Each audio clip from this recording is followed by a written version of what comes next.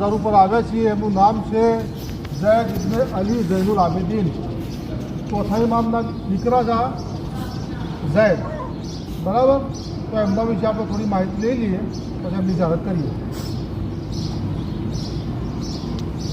શેખ મુફીદ નકલ કરે છે કે ઝૈદ ઇબ્ને અલી ઇમામ મોહમ્મદ બાકીર અલૈહિસ્સલામ સિવાયના પોતાના બધા જ ભાઈઓમાં અફઝલ, આબિદ, ઝાહિદ, ફકી, સખી અને શૂરવીર હતા. ઇમામ મોહમ્મદ બાકીરના ભાઈ થાય. આપે ઇમામ હુસૈનના ખૂનનો બદલો લીધો હતો. વળી એક ફિરકો તો આપને ઇમામ તરીકે માનતો હતો અને તે ફિરકાનું નામ હતું ઝૈદિયા ફિરકો.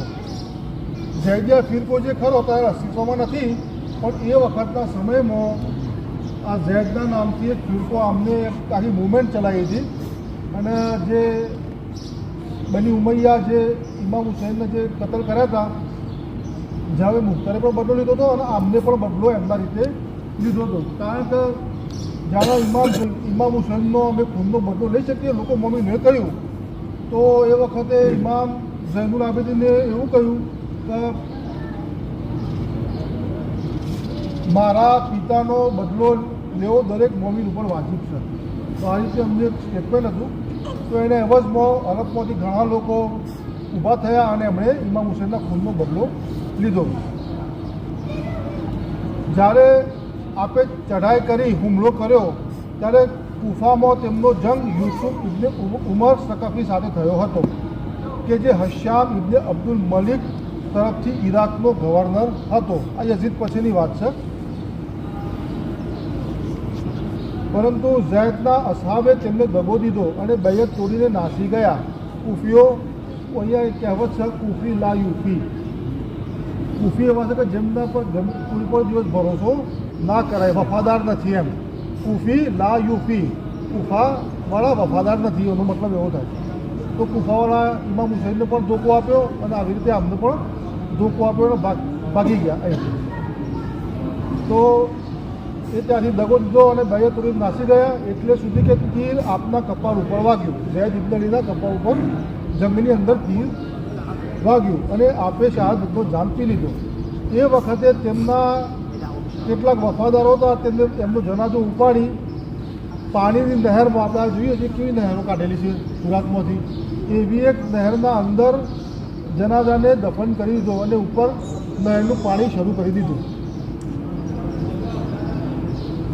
જેથી દુશ્મનોને હાથની કબરનો પત્તો ના લાગે. પહેલાંના સમયમાં કેવું હતું કે જે બની ઉમૈયાના લોકો, વિવાદોમાં પણ આપણને જોવા મળે છે કે બની ઉમૈયાના લોકો પહેલાં એવા હતા કે જેમણે મહેલના જે દરવાજા હતા એના ઉપર કાપેલા સર લગાવ્યા હતા અને જે ઇમામ હુસૈનના સર લઈને ફર્યા હતા. અને સૌથી પહેલી વાર ઇસ્લામી હિસ્ટ્રીના અંદર સૌથી પહેલી વાર આ લોકોએ આ બધા આવા કારનામા કર્યા હતા કે જે મૈયતોને બેદબી કરવી અને એમને સળગાવી દેવી, આ બધું એમનું ચલણ હતું એ વખતનું. તો આ લોકો એટલા ઝાલિમ લોકો હતા. પરંતુ જ્યારે યુસુફને આ વાતની ખબર પડી તો તેણે આપની કબ્રને ઉદાવીને લાશ મુબારકને બહાર કાઢી અને આપનું સર જુદું કરીને હશ્યામની પાસે મોકલી દીધું, કે જે શામની અંદર ખલીફા તરીકે નિમણૂક હતો, એનો બાદશાહ હતો યઝીદ પછી. અને એક મુદ્દત પછી હશ્યામે હુકમ કર્યો કે ઝૈદની લાશને આગમાં સળગાવી દેવામાં આવે અને તેમની લાશને વાતાવરણમાં વેરવિખેર કરી દેવામાં આવે. આલિમોએ નકલ કર્યું છે કે ઝૈદ 5 વર્ષ સુધી કુફામાં નિર્વસ્ત્ર અવસ્થામાં લટકતા રહ્યા. એમની લાશ 5 વર્ષ સુધી કુફાની અંદર એમને આ રીતે રાખવામાં આવ્યા.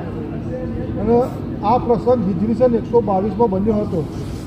ઝૈદની લાશને જે જગ્યાએ બાળી નાખવામાં આવી, એટલે કે આ જગ્યાએ જે રોજો બનાવવામાં આવેલો છે, આ જગ્યાએ એમની લાશ મુબારકને બાળવામાં આવી હતી, આ જગ્યાએ સળગાવવામાં આવેલી હતી. એટલે આ જગ્યાએ રોજાનું તામીર કરવામાં આવ્યું છે. આ જગ્યાને, આ ગામનું નામ રશીદિયા છે